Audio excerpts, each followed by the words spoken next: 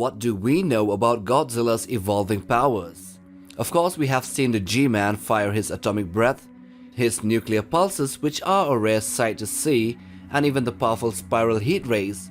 But there's one thing about Godzilla that we hardly pay attention to.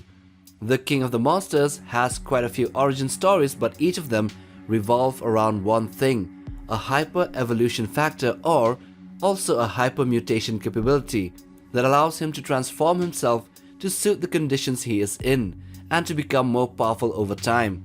How and why does Godzilla keep on evolving? Let's talk about this here. All the versions that have this strange and unique power. So let's get to it. Firstly, let's start with Shin Godzilla's 5 forms, or rather 8 forms, as was theorized to have happened to him if he survived the battle in Tokyo. Godzilla's appearance changed multiple times throughout the film. His first visible change is the transition from his first to his second form, where he changes his stance and appearance. The first form was kind of like a moving tail and nothing else was known about it. But the second form showed a more lizard-like appearance that crawled and was kind of clumsy on land. Then we see the third form, which was more erect, and the fourth form, where he looked more like the classic Godzilla. Shin was the embodiment of evolution and also of a biological arms race with other species.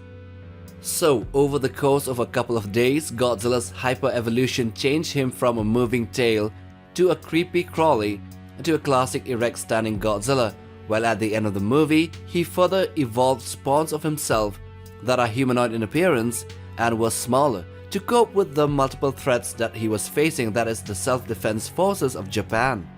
Strategically, it makes sense as the big fourth form was a very easy target, and the swarm-like humanoid forms would have been more agile and gone around the city to destroy all resistance in a faster way. That's evolution in light speed mode, transitioning from a singular being into a swarm species that have a better chance of survival. As they always say, 2 heads are better than 1, and a swarm is even more effective. This type of evolution emphasized more on numbers than on size. Godzilla also could physically shift his body and method of attack based on his aggressors, as well as a personal need, as depicted in the movie. For example, he acquired his mouth and dorsal base raised when humanity's troops successfully attacked from above with bunker busters. That was the evolution of a ranged attack to counter faraway targets, the atomic breath. Godzilla's ability to shoot his atomic breath from his tail allowed him pinpoint accuracy, while the spinal rays were for cluster defense. Unlike his initial usage, he was also able to do it without expending his energy or requiring a period of rest, implying that he had evolved to spend less energy and fight longer for survival. Shin Godzilla would have continued to evolve to counter any incoming threat to his survival. He would have had the ability of flight with wings and ultimately becoming a cosmic monster in the end, as theorized in the concept. So next, let's look at another version of the King of the Monsters, and that is his anime version, Godzilla Singular Point, which also had 4 forms in total. This iteration of him was quite different from origin to his final defeat. Godzilla in his show was born out of a trans-dimensional material called the archetype. Actually, he had been in existence for millennia, as he had interacted with people in the past, and there was a skeleton of him, his previous self, hidden in a vault. So Godzilla in this series closely followed the same principle of hyper-evolution as that of Shin's version, but here the evolution factor wasn't his cells, but the archetype interdimensional molecule that he over time learned to control and manipulate. In the show, he first appeared in 2030 as an aquatic monster dubbed as Aquatilus. He was first seen 900 meters below the sea, and then later in the same form, chasing a group of manders which were headed inland for some reason. After a fight with one of them, he quickly realized that he needed to change his body quickly in order to suit with the terrestrial environment. He then became Amphibia, which although better suited to live on land, was still slow and clumsy. This led him to further evolve into Terrestrius, which looks like a gigantic theropod dinosaur. Godzilla expels massive amount of archetype from his skin in the form of a crimson dust in all of his 4 forms, forming a dense cloud around him. and what that is up to debate, but we can clearly see the red dust being used as some sort of a terraforming element, as well as a substance to further his evolution into the perfect life form designed to survive anything in the world, any threat that he would face. The same as Shin, this Godzilla also evolves defense mechanisms as well as attack powers to further his ability to survive and be dominant. For instance, Amphibia can breathe a flammable vapor that is minus 20 degrees Celsius that, if ignited, the vapor creates a massive explosion about 500 meters tall.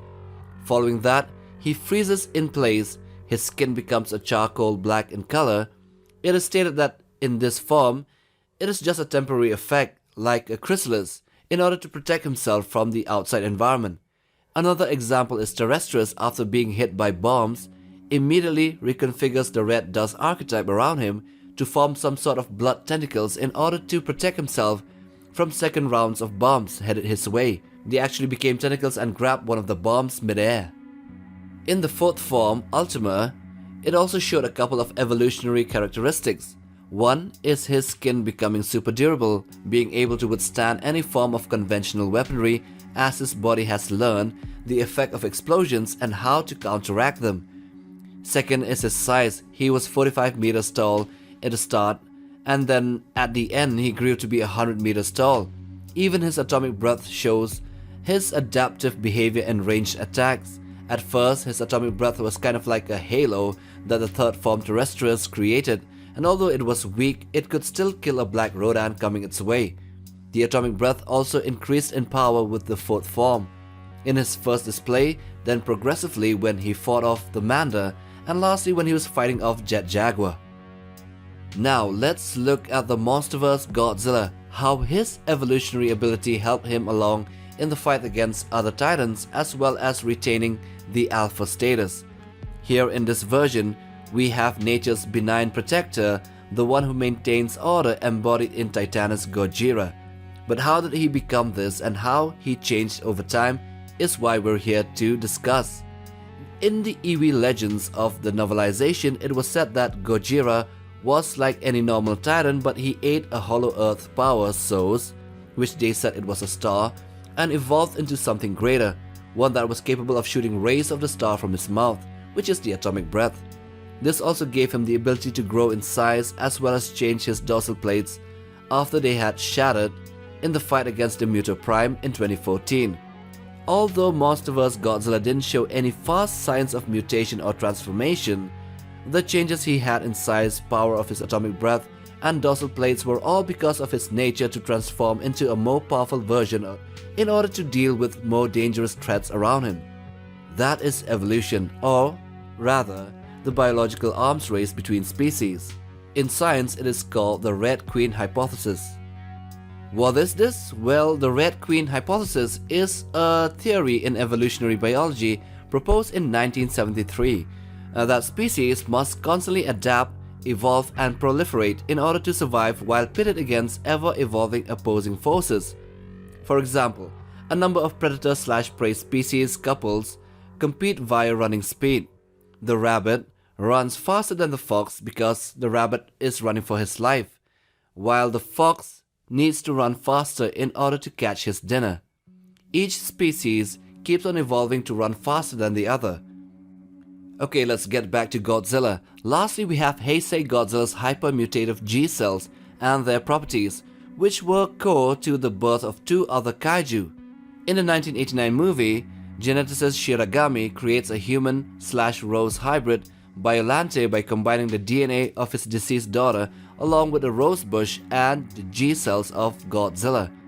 In the 1994 film, it was thought that the G cells from Biolante, or carried out by Mothra to space, may have fell into a black hole and came out through a white hole and were exposed to lots of energy sources, and because of this, the cells may have evolved, creating the space creature called Space Godzilla. Even Orga started out as a squid monster kaiju called Millennium and then became the monster he is after absorbing Godzilla's G cells. This shows that the G cells are hypermutative and hyper-evolving. The other instances like Zilla's mutation origin from a marine iguana and Showa dinosaur origin The Godzillasaurus were all rapid mutations caused by nuclear weapons and not innate within him.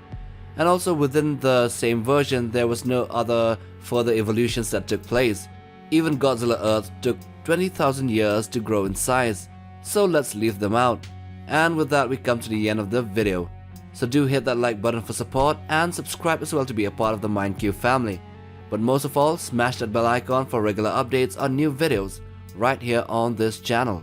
Till the next one, take care fam.